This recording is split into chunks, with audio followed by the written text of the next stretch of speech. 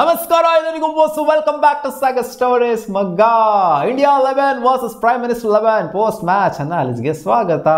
ಇದೊಂದು post match, ಇದೊಂದು analysis ಬೇರೆ ಮಾಡಬೇಕಾ ಇದಕ್ಕೆ ಅಂತ ಕೇಳ್ಬೋದು ನೀವು. ಇದು ಮ್ಯಾಚ್ ಅಲ್ಲ, ಹಂಗೆ ನೋಡೋಕೆ ಹೋಯ್ತು ಅಂದರೆ ಇದು ವಾರ್ಮ್ ಅಪ್ ಮ್ಯಾಚ್, ಅದು ಒಂಥರ ಪ್ರಾಕ್ಟೀಸ್ ಮ್ಯಾಚು. ಬಟ್ ಆದರೂ ಕೂಡ ಗೆಲುವು ಸೋಲು ಎಲ್ಲ ಇದ್ದಿದ್ದಾನೆ, ಇಂಡಿಯಾ ಗೆದ್ದಿದ್ದಾರೆ ಈ ಒಂದು ವಾರ್ಮ್ ಅಪ್ ಮ್ಯಾಚಲ್ಲಿ ಪ್ರೈಮ್ ಮಿನಿಸ್ಟರ್ 11 ವಿರುದ್ಧ. ಏನು ಗುರು ನಗ್ತಾ ಇದೆಯಾ ಅಂತ ಕೇಳಿದ್ರೆ, ಹೌದು, ಇದು 2 ದಿನ ಆಗಬೇಕಾಗಿದ್ದಂಥ ಮ್ಯಾಚು ಒಂದೇ ದಿನ ಆಯ್ತು. ಇದು ಒಂಥರ ODI ಮ್ಯಾಚ್ ನೋಡ್ದಂಗೆ ಇತ್ತು. ಯಾಕೆ ಅಂತಂದರೆ ಅದೇ ಥರನೇ ಆಗಿದ್ದು.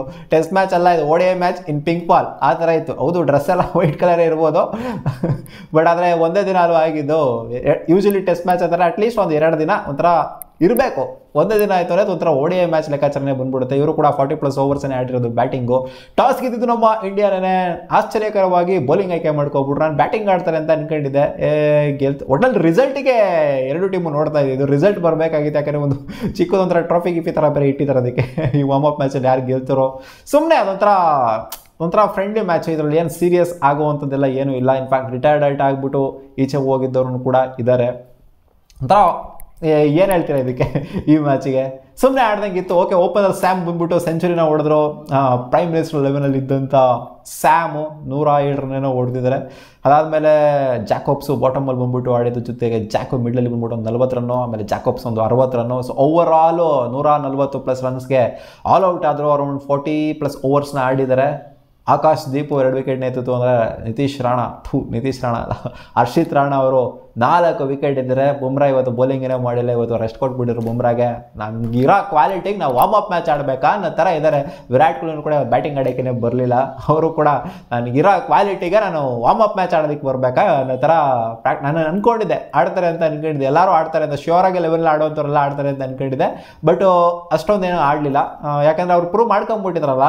ಫಸ್ಟ್ ಮ್ಯಾಚಲ್ಲೇ ಪ್ರೂವ್ ಮಾಡ್ಕೊಂಬಿಟ್ಟಿದ್ರೆ ವಿರಾಟ್ ಕೊಹ್ಲಿ ಮತ್ತು ಬುಮ್ರಾ ಅವರಿಬ್ಬರು ಕೂಡ ಪ್ರೂವ್ ಮಾಡ್ಕೊಂಬಿಟ್ಟಿದ್ರು ಮಸ್ತಾಗಿ ಆಗ್ಬಿಟ್ಟು. ಆದ್ದರಿಂದ ನಮಗೇನು ಪ್ರಾಕ್ಟೀಸ್ ಅಗತ್ಯತೆ ಇಲ್ಲ ಆಗಿರೋ, ವಾರ್ಮ್ ಅಪ್ ಮ್ಯಾಚ್ ನೀವೇ ಮಾಡ್ಕೊಳ್ಳಿ, ನಾವು ಸೈಲೆಂಟಾಗಿ ಕೂತ್ಕೊಂಡಿರ್ತೀವಿ ದಾಸ್ ಆಗಿ ಅಂತ ಆರಾಮಾಗಿ ಕೂತ್ಕೊಂಡಿದ್ರು ಕಾಲು ಚಾಚ್ಕೊಂಡು.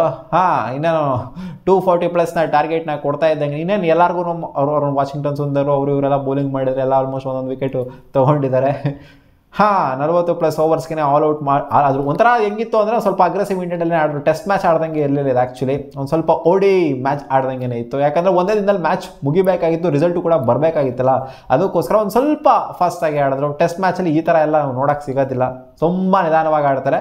ಸೊ ಇದು ಆ್ಯಕ್ಚುಲಿ ಒಂಥರ ಟಿಪಿಕಲ್ ODI ಮ್ಯಾಚ್ ನೋಡ್ದಂಗೆ ಇತ್ತು ಮಗ. ಇದನ್ನ ಚೇಸ್ ಮಾಡೋದಕ್ಕೆ ಅಂತ ಬಂದು ನಮ್ಮ ಇಂಡಿಯಾ ಓಪನರ್ಸ್ ಯಾರಾಗಿದ್ರು, ಲಾಸ್ಟ್ ಮ್ಯಾಚ್ ಆಡಿದ್ರಲ್ಲ ಅವರೇ ಓಪನಿಂಗ್ ಪೇರ್ ಆಗಿ ಬಂದಿದ್ರು. ರೋಹಿತ್ ಶರ್ಮಾ ಇಲ್ಲಿ ಓಪನ್ ಮಾಡಲಿಲ್ಲ. ಇನ್ಫ್ಯಾಕ್ಟ್ ನಂಬರ್ 4 ಬಂದಂಥ ರೋಹಿತ್ ಶರ್ಮಾ, ನಂಬರ್ 3 ಶುಭ್ಮನ್ ಗಿಲ್ಲೇನೆ ಆಡಿದ್ರು. ಇನ್ಫ್ಯಾಕ್ಟ್ ವಿರಾಟ್ ಕೊಹ್ಲಿ ಆಡಲಿಲ್ವಲ್ಲ, ಆ ಸರ್ನ ರೋಹಿತ್ ಶರ್ಮಾ ಅವರಿಗೆ ಕೊಟ್ಟಿದ್ರು. ಗೊತ್ತಿಲ್ಲ ಯಾರು ಒಂಥರ ಬಿಟ್ಕೊಂಡು ಕೊಟ್ಟಿಲ್ಲ, ಯಾರು ಓಪನ್ ಮಾಡ್ತಾರೆ, ಏನಾಗುತ್ತೆ ಸಿನಾರಿ ಅಂತ. ಲಾಸ್ಟ್ ಮ್ಯಾಚ್ ಏನು ಇಟ್ಟಿದ್ದು ಅದೇ ಪ್ಯಾಟರ್ನ್ ಇಟ್ಟಿದ್ದಾರೆ.